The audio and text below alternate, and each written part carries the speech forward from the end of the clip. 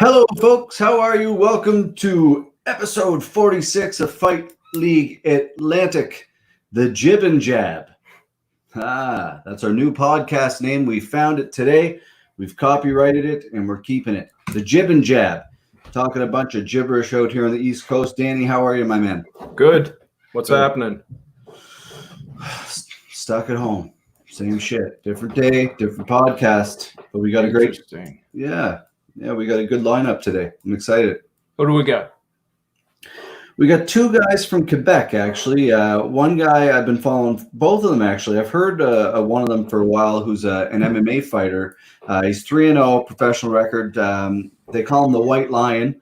He's one of these guys that you look at and you're like, I don't want to fight that guy. Like, I would never want to fight this guy. Like, he's like one of those guys you look at and you're like, he's scary to look at. And then you see he's super talented too. So it'd be good to chat with him. He's 3-0. He's got a good record. He just had a fight canceled. So it will be nice to chat with him. And then we have Faber Glace, who is how do you explain this guy? He owns MMA Talk. It's kind of like a podcast, interview, journalism site. He does a great job covering Quebec and Ontario, and a hell of a personality. He does a great job, a lot of different podcasts, and he does a really good job with it. And he does it honestly, which I love about him. There's no bullshit. It's straight to the point, right? Yeah. So without further ado, man, shall we bring them in? Let's do it. All right, let's do it. Gentlemen, how are you? Hey, what's up, guys? What's up? Good. Welcome to the show. Thanks for joining us. Glad to be on, Nice to man. you. Yes. So if anybody's just joining us, of course, Faber on the bottom right and Yohan on the left. How are you dealing with the quarantine in Quebec, gentlemen? We're not. Shit is out of control over here, man. We the quarantine and like the pandemic and stuff. It's not that bad. I know we're the most touched province and shit, but it's just exposed a huge fucking problem in home for elders. Like we call it CHSLD over. It's like hospital centers for elders, and man, like everybody's dying in there. It's really, really, really bad over here for that part of the population, especially on the island of Montreal. But around Montreal, I guess we're surviving. Just waiting like for shit to reopen, maybe do some jiu-jitsu. Yeah. How about yourself, Yohan? Of course, it's hard, but me, I'm lucky to be able to go at the gym because I'm a kickboxing coach in the gym, so I have the key. So of course, it's not the same. Not the same routine that always, but I can train. I can go to my gym and box and work on my kick. Or, nice, good. So I'm happy about that. I'm lucky, but of course it's not the same that always. Good. Nice. Yeah. Hold on. Is that someone in the background there? Can you guys hear that?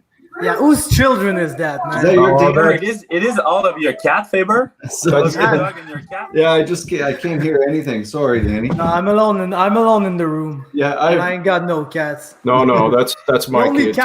only cat I like is the big cat. Shout out to the big cat. The big cat, Jesse Arnett. Yes. So where's the nickname the White Lion come from? This is my.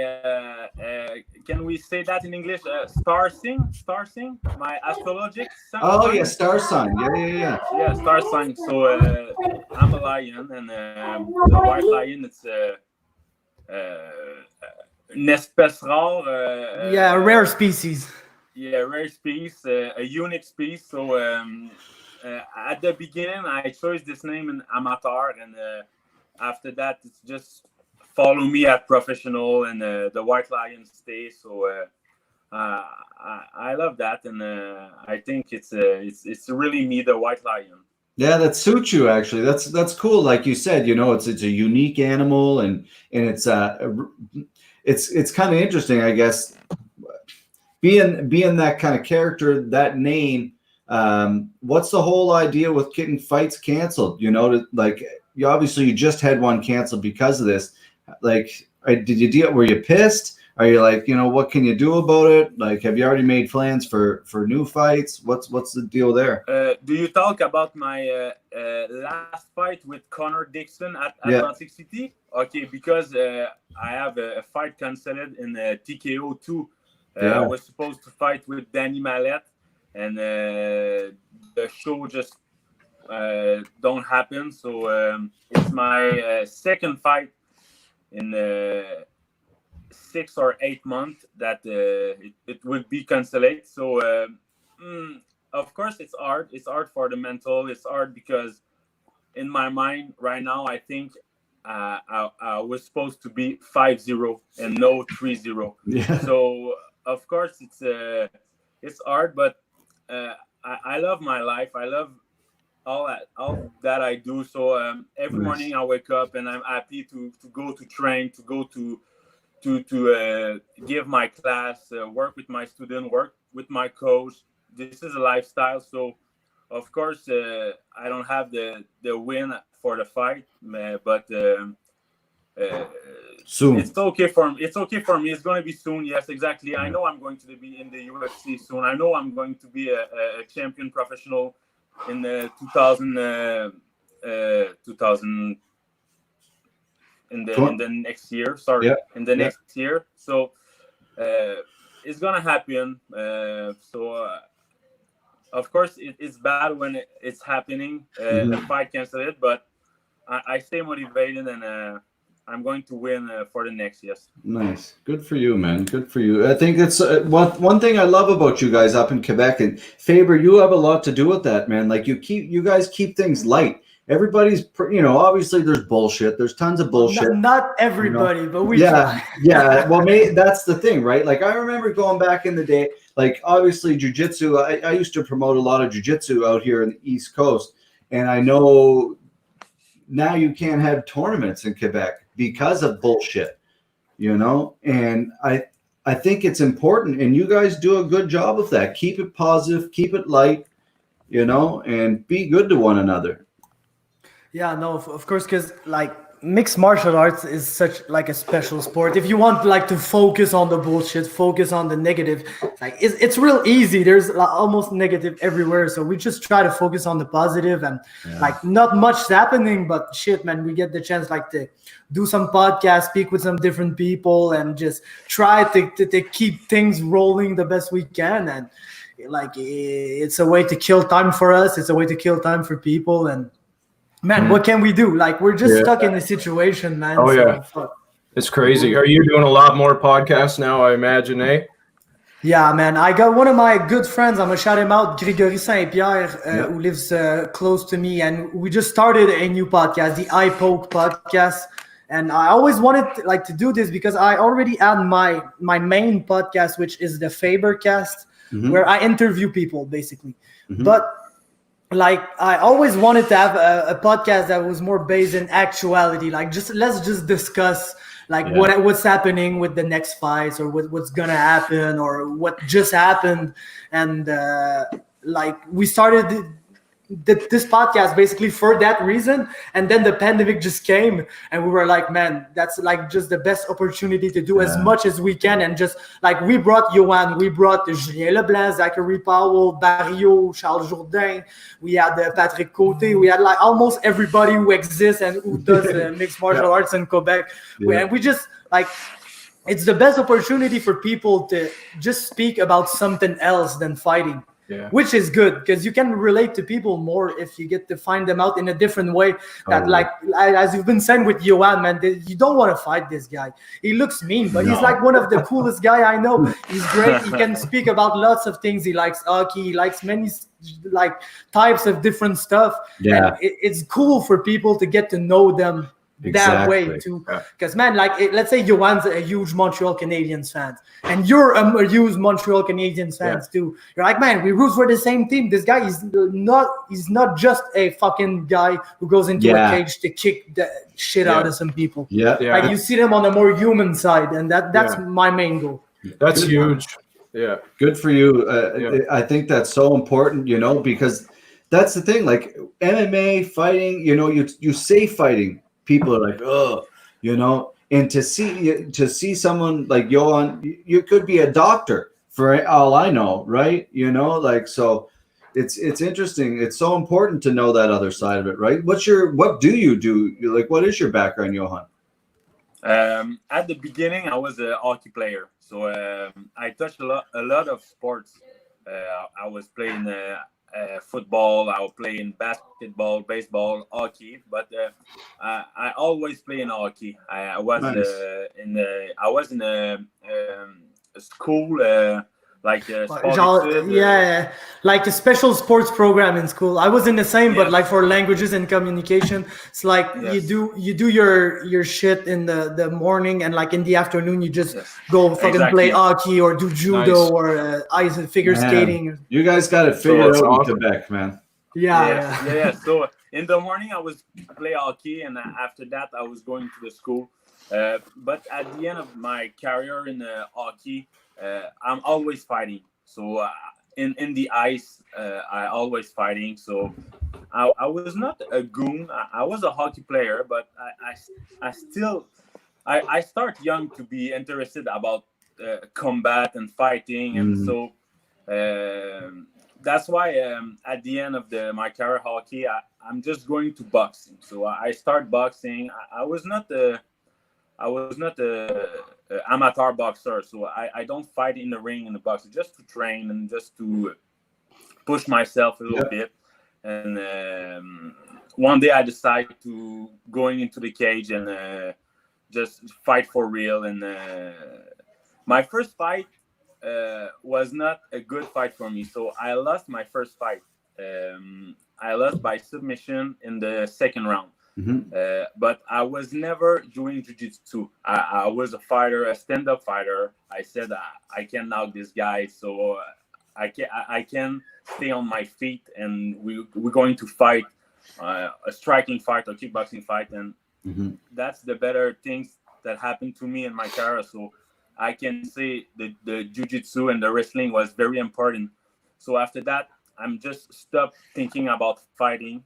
I try to be a better wrestler and a better BJJ guy, a jiu-jitsu man. So at least I'm waiting 8 months to come back in the cage. Wow. So I wait 8 months to come back in the cage, and after that I win all my fight. I win my fight in kickboxing and MMA. I was the champion in the amateur Fight Quest at Kanawaki. So is that still going on? Yeah, Stefan's looking to put on some fights as soon as he can. Cool. But like that's probably September at best. Yeah. Who knows? But who knows? Yeah. Two of my your students. Yes, two of my students was supposed to fight in the Fight Quest on March, but the show was canceled because of the COVID and what's happening. So it's like that. So I win 5 fight in MMA, 2 in kickboxing amateur. I win a championship by a knockout, a huge knockout, 21 seconds in the first round. And after that, I was singing a TKO organization. So I win my 3 fights. So I think I'm very dangerous for every opponent that I have, because I'm a complete fighter. I can fight on the ground, in the clinch, on the cage. I can just strike. So this is my life. I love it. So I love to train. I love to take care of little details. So nice. That's it. Well, you speak very good English, man. Yeah, for anybody who is worried about your English, you're killing it, man. You're killing it, dude. So don't worry about that. And he's a good grappler too. That fucking guy beat me 0-0 in a fucking tournament. Yeah. But where you're in Quebec, right? In Quebec, like just outside Quebec City? No, we're both close to Montreal. Oh, you're both close to Montreal. Oh, you're both in Saint Jean sur Richelieu. Yes, exactly. I'm in Saint-Hilaire, Belleuil, so it's very close. Okay. Okay, interesting. Okay, so what's going on with TKO? Oh man, They ever? I know. I always Faber, I let you talk about that. Yeah. I don't want to talk about that. I can, because like to be quite honest, I've went on some rants like recently about that. Man, like TKO is the best promotion. Like No probably like production value, the deal with Fight Yeah. Pass. There's Unified in the West that's like really good too, but they're like kind of the same footing.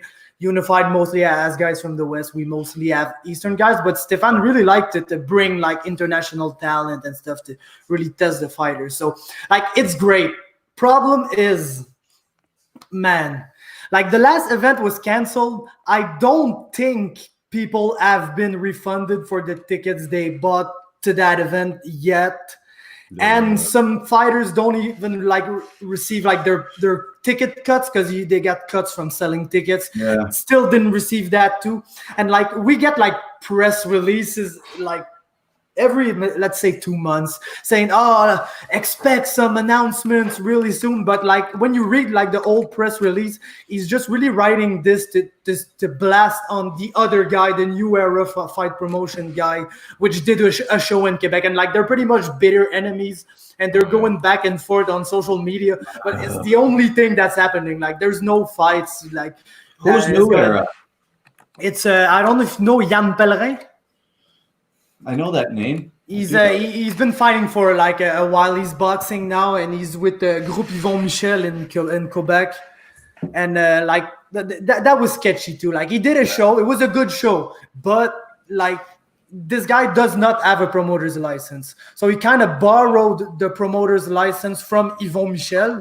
So it was like New Era Boxing presented by Yvon Michel. Okay. Yeah. And like there was a fuck up in like the seats, and it's a pretty major fuck up, let's say, because they sold the cage side seats that like are reserved for commission people. Oh no. But like they were the best seat in the house. So the people who bought them are literally Hells Angels that we see every day on television. So I'm at the show and I see that fucking Hells Angels guy that I know his name because I see him on TV and he's just sitting there ringside and like the guys from the commission are like, well, where is he? But like, so like they were brought in front of the commission for that shit. But man, it was approved. Like they sent like their seatings and to the commission and they approved it. So it was kind of an oversight from the commission, I believe.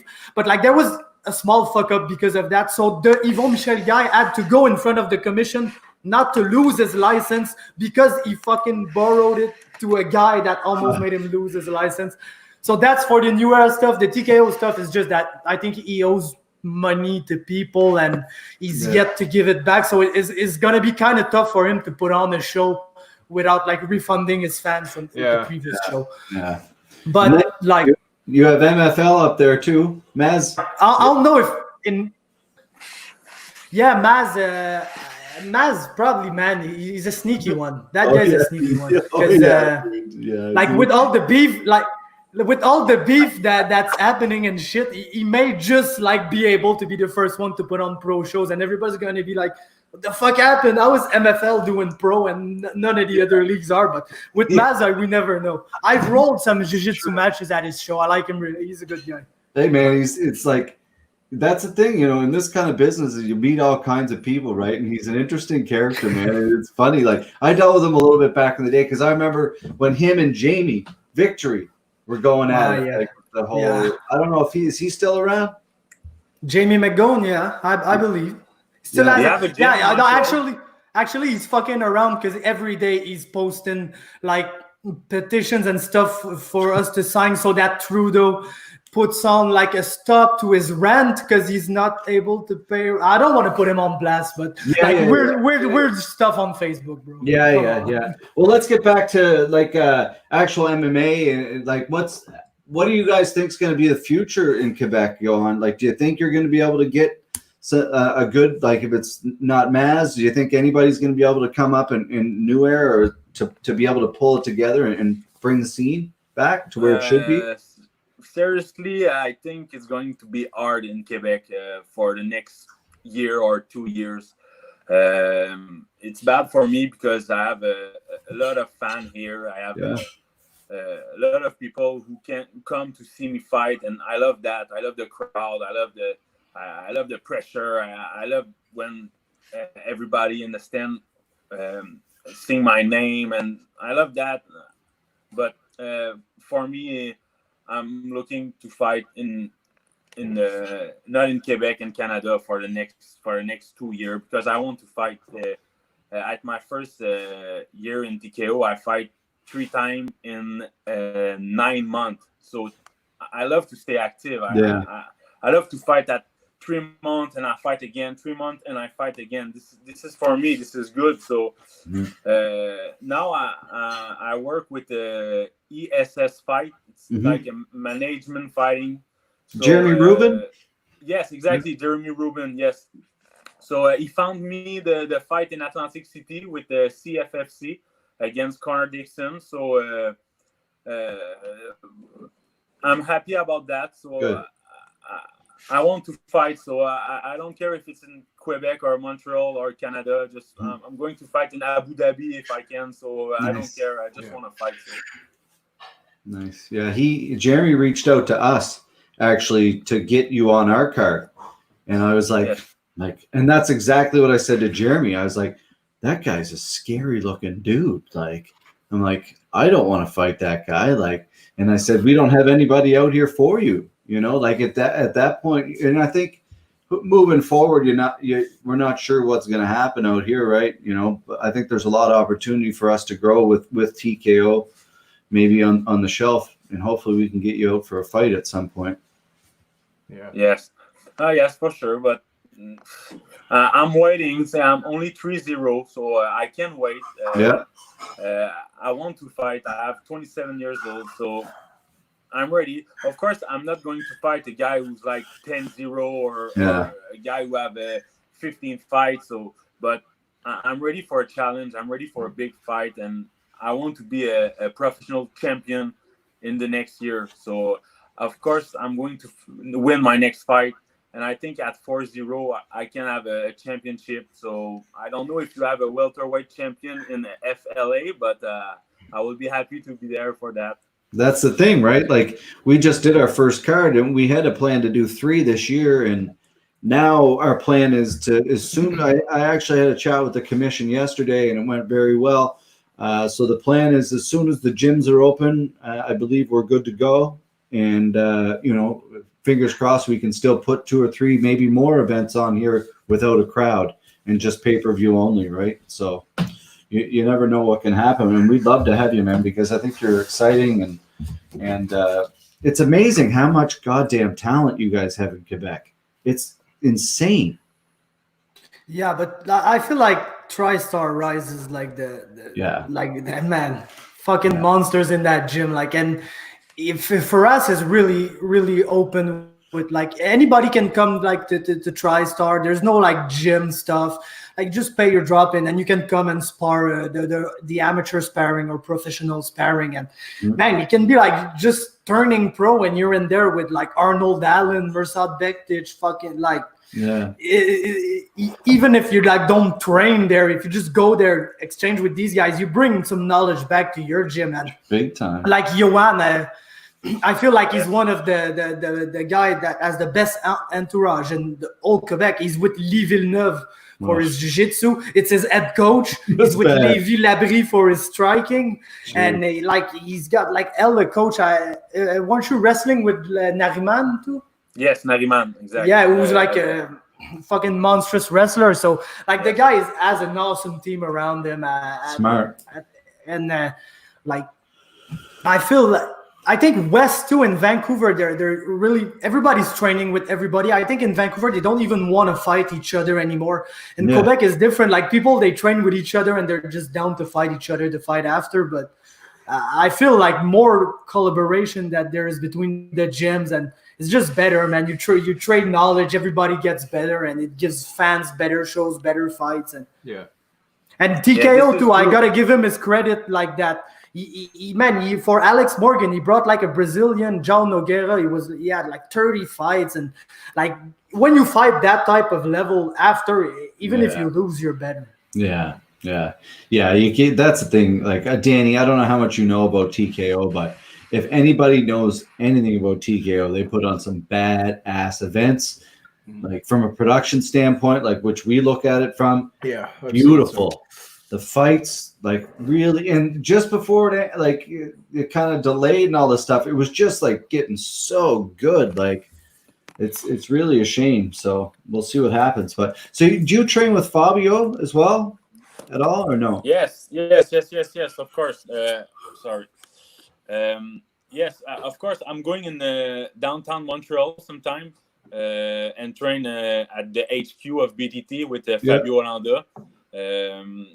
In a lot in my training camp. Not every time, but when I'm in training camp, I'm going in with my coach Lee Villeneuve. I'm going in downtown Montreal, and I train at HQ with Fabio, and you have a lot of good students and a lot of big guy like me because I'm welterweight and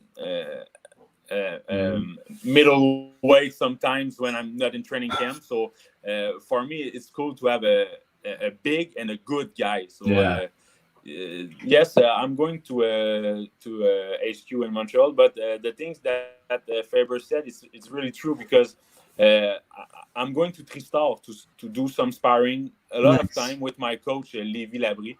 And I remember my second fight. I was trained with Andrew Sanchez and Spice Lee. What is Spice Lee? Eric Spicely, that weird ass grappler, exactly. man. I love him so much. So two big guy like me, two UFC fighter, very good fighter, and I trained a lot with him, and it was very good. It was a good training and a smart training, and I remember when I. Quand je suis sorti du Tristar, when he got out of the gym, went back home. When I get out of the gym, the Tristar, I remember I said, "I doing good. I doing good with this guy. This guy are in the UFC. This guy are a big guy. So this is good for me. This is good for the mental. So and the guy are very respectful. So the experience was very cool. Awesome. Yeah, like that's only gonna make you better, like you said, Faber, right? Like it's it's so important to cross train. It's so important, man, to get other looks, to see all that different stuff and if people can leave the ego aside and do it, that's really cool to hear about TriStar. I got a funny TriStar story for you. Back UFC 154, I believe it was, with GSP fought Carlos Condit. I went up to Montreal with a couple buddies of mine, and I think I was a blue belt, like a fresh blue belt at the time. And I went to UFC 154, and it was insane. We went for like the very first two fights of the night, and these guys were behind me, like wasted, like destroying, punching, like and spilling drinks on me, and I'm like, holy shit! Like, anyway, Samuel Gillier, or he's an MMA fighter. Samuel Gillier. Yeah, so it was all him and his friends, and I'm like, I turned around, I was all tough. I was like, "Can you stop?" And he's like, "What?" He's like, "Actually, I fought here for TKO." I was like, "Oh no, you just do what you need to do. Then I'll be down here. Don't worry about it." Anyway, the next day I went to TriStar, and I went into the jiu-jitsu class. And I can't remember who the instructor was. And I rolled got my ass handed to me for like a half hour. And I went in the bathroom and puked for another half hour. I don't know who, it could have been GSP beside me in the bathroom. And I was puking like just this little punk kid. Like, it was so embarrassing, man. So I've never been back since. Man, but like jiu-jitsu at TriStar is an whole nother thing. Because, man, these fuckers, they're all going down to train with Renzo and it's like, and then Danaher and his dead squad. And so, man, it's like you got Ethan, who's like, his nickname is literally the most dangerous brown belt on earth. And he's there like fucking submitting black belts like they basically ain't shit. Yeah. Scary. That's crazy. I'm a purple belt. I go there, fucking get killed, man. Fun though, like, you know, I'm sure, like, you look at at the end of the day, it's a cool experience, right? Like to walk in there, like you said, Yohan, like you go there, you know, there's a little, you're starstruck. Oh, these guys fight in the UFC, but if you can fight, handle yourself and walk out of there like, man, I did really well there. Like I can handle myself. Like that's got to be feeling so good for you to move forward in your career, right? Yeah. Yes, of course. This is very good for the mental and just motivate me more to doing well, doing more, working on call, and oh yes, for sure, it's good. Yeah. Because these guys, like, they're the measuring stick. So when you're doing good, you're like, fuck, man, I must be doing something well. Yeah, that's right. How long you been training, Faber? About 6 years. Nice. It's all a Yeah. TriStar? No, I'm in Saint-Jean-sur-Richelieu. We've got a gym. We're affiliated with Nova União. Oh, nice. So we often go to Toronto, train with Wagner, Fabiano, and all these guys. And yeah, I go to TriStar and H2O in Montreal because I'm good friends with Michael Dufort, who fights. Michael Dufort fights locally. He's a lightweight 7-3, I believe. Like probably one of the best grapplers I've rolled with in my life. This fucking guy doesn't even know what he's doing, but he's just doing it. One of those guys, eh? Yeah. Weirdest style ever. But I often go to train with him at TriStar, and it's always like same thing with Yohan. It's sure that I'm not a pro fighter. Like I don't get nothing out of doing good against UFC guys, but when you go there and roll with like the top purple belts or good brown belts and you handle yourself and don't get like tapped 25 times in the round, it's boosting for your confidence, man. Yeah.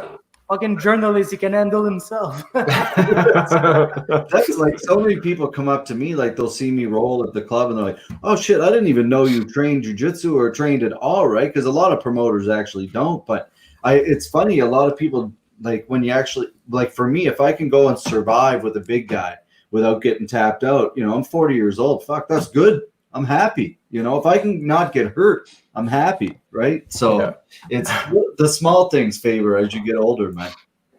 Yeah, I bet. I just don't want to lose my flexibility, man. It's like 80% of my game. So That's a big part of your game. It's definitely a big part of. What do you guys think is going to happen with this weekend? Any predictions? Fuck. Man, my prediction is that I'm not down with that shit, man.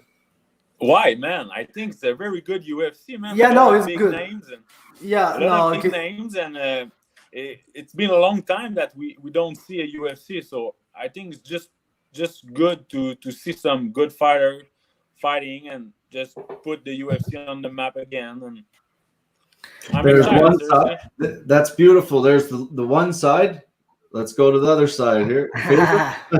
Yeah, no, like my main problem is like I can't say I'm not excited for fights. I love fights, okay? Sure. But like by covering the sport, by like making friends with people like Yohan, like Marc-André Barriot, like Charles Jourdain, like all the friends that I've made that I can't name them all because we will be there for hours. Like I love these fucking guys, man, and like they're putting their lives on at play for basically no money, even in the UFC. And like for locally, we can't put the blame on promoters. You know it. Like there's not that much money to be made. So you pay the fighters what you can pay them. And like everybody's open to go to the next step. But like the next step, these guys are fighting the best people in the world on television for our pleasure.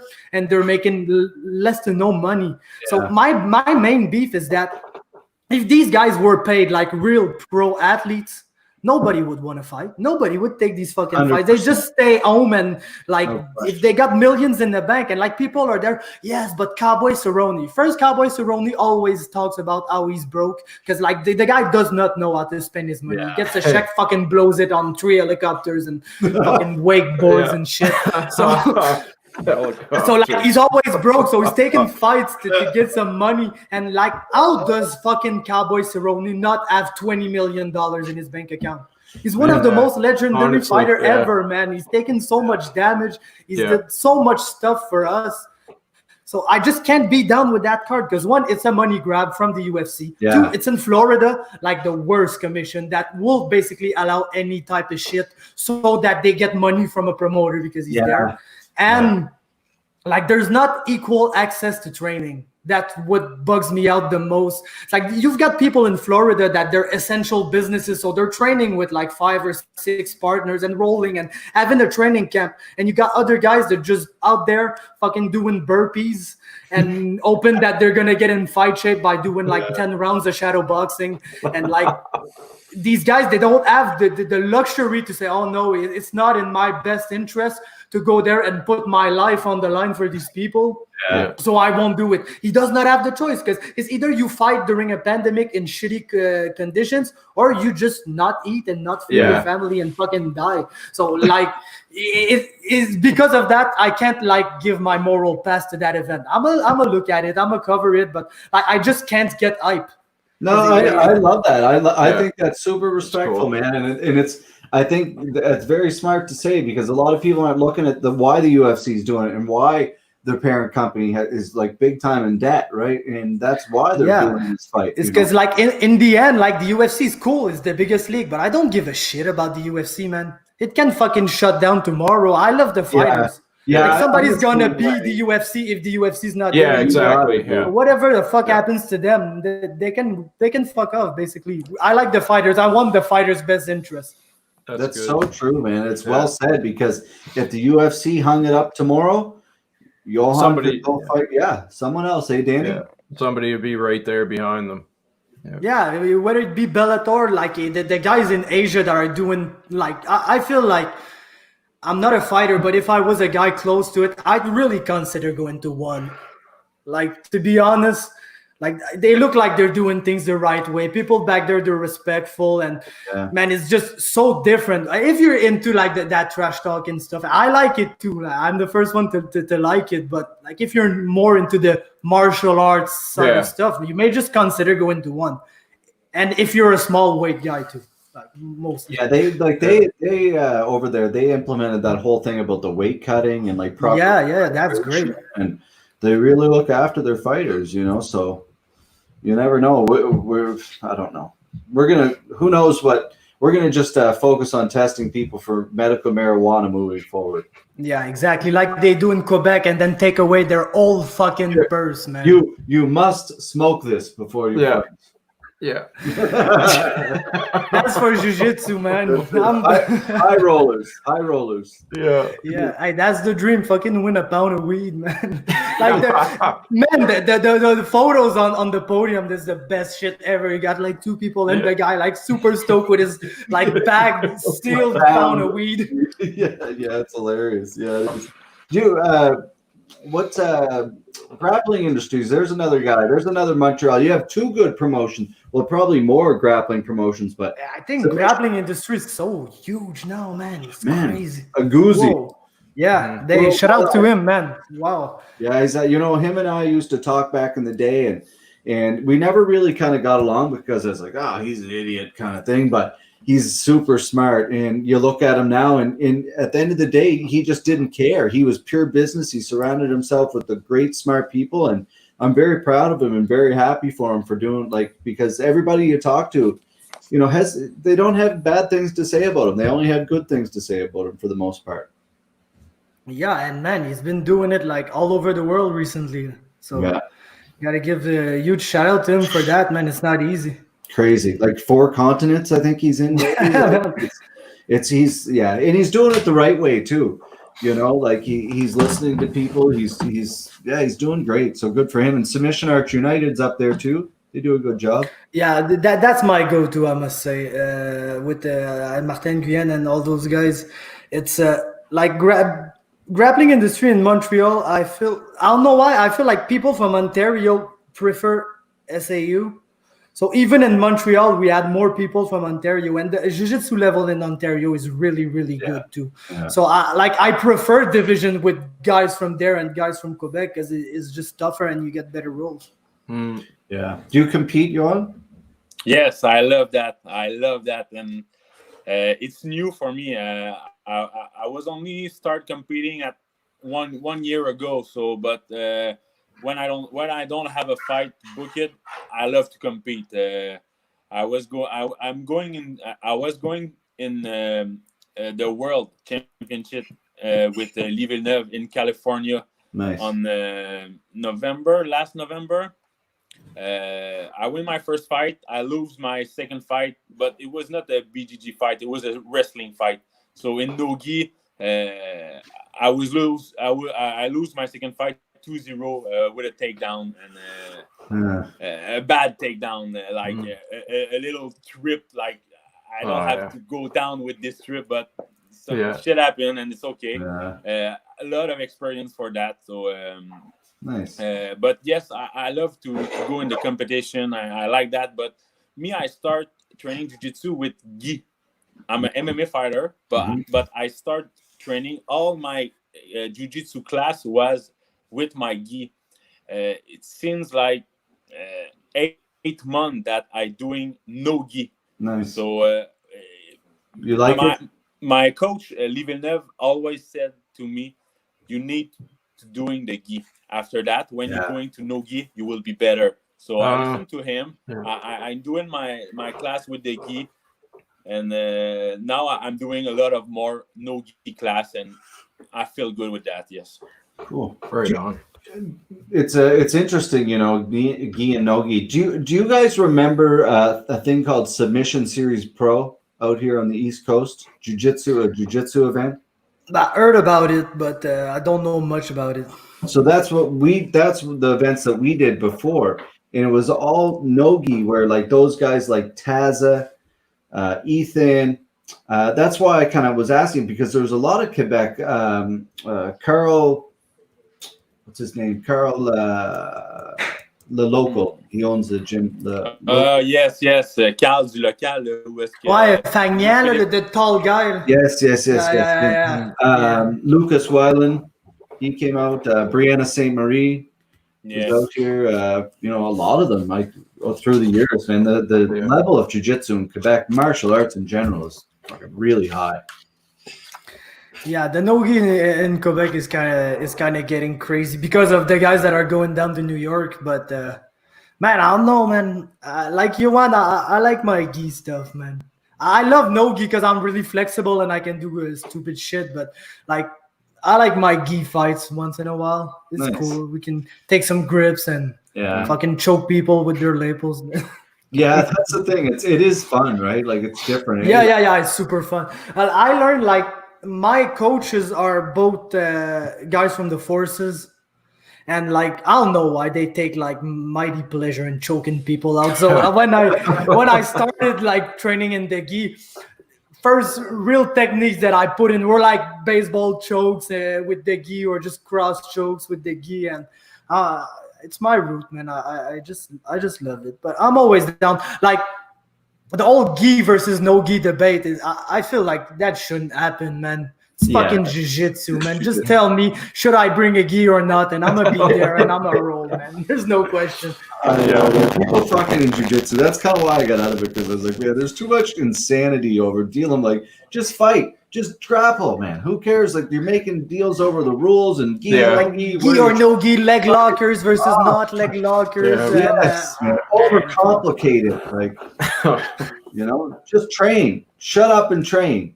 Yeah, right. Fucking smash a guy if you're a smasher. Fucking like roll everywhere if you're a roller. Go for the legs if you're a leg locker. I do all that, man. Yeah, that's right. That's right. Well, you got any final words for us, gentlemen? We appreciate you joining us here. I've been following you guys for a long time, Faber, so it's nice to actually finally put a face to the name. I'm happy to speak to you guys too. No, you guys were great. Like, you guys were great to help us out in front of the event. You did a couple articles and you had Jesse on and a couple other athletes, and it means a lot, man. Like, it's a small community and it's important to work together. So we appreciate it here on the East Coast. No, man, for sure, it's my pleasure, because like, you guys just seem like good people. When you talk to good people, you know it. And like, we had a good conversation. We talked, and I love MMA. I love guys locally. They're my friends. They're my people. So even like Jesse Arnett, one of my good friends, man. I can't see him because he's like all the way in the West. But every time he comes around, we just chill and do anything. So man, it's my pleasure to just bring exposure to any league that wants. You did your first event was great. Got to give you a big shout out for that. Thank you. Like it was great. The stream was great. It wasn't like sometimes people are just complicated. Like, I go to that fucking website and then buy a stream for somebody and it's not like. You were easy to find. You were easy to order. The stream looked great. The fights were good. Even the amateur fights were great. So, nice. For a first event, it was really good, and it was a pleasure for me to cover it. And it will be a pleasure for me to cover it once you do it again. That's good to hear. That is good to hear. So, Danny, the guy above you, he's our director, producer. He's the man in charge of everything we do, and so he's happy to hear that, I'm sure. Yeah. And we love it and we appreciate it, and hopefully we can get you out here for an event, and maybe we can get Yohan out here fighting on the event at the same time. You never know. So. Oh yes, it would be a pleasure for me to fight on your card and on your event. I'm waiting for your call. Well, that's it. That's it. Awesome. So, you have any final shout outs for us, Yohan, before you go? Any sponsors or anything? Sorry. Would you like any sponsors you'd like to give a shout out to? Yes, for sure. Manulif, Merli, Emo, so elevator on construction. I have le petit réveil, la petite soirée, sort the restaurant, yeah. Yes, like a restaurant. La Méchante Virée, another restaurant. If you go Nice. in Montreal or Quebec, like La Méchante Virée doing the White Lion burger. So it's a burger at my Awesome. Yes, a very, very good burger, a big burger. Nice. Onion ring, chipotle, a lot of fromage, a lot of cheese, a lot of things in the burger, in the White Lion burger. So I'm hungry. $2 by a burger for me. So nice. yes, Cool. yes, and Quebec Inc. Salon de Tatouage, Maçonnerie Chicoine. I have a lot of common sponsors. So. Man, that guy, he's on, man. For a 3-0 fighter, man, you should see that at the TKO events. Like, this guy fucking brings like 300 people to the show. It's crazy. That's good, man. It's important. We all know how important that is to a promoter. Or on the other side, like, you can be the best fighter in the world, man. I don't give a shit. I need you to sell tickets and put on a good fight and be good to deal with. You know what I mean? Like, there's two sides of it, right? So to hear that, man, that's a very big thing. You sound articulate. You sound like you know the game very, very well, and you got a good body beside you here, man, and a good team around you by the sounds of it. A badass crew that I certainly wouldn't want to walk around the corner and meet. I can tell you that much. Yes, of course. I have a good team, a big team. Lee Villeneuve and Lee Villabru know the game, know what they have to put on me. And we know where we go. We're going to the top. So I know the game. I know what I have to do.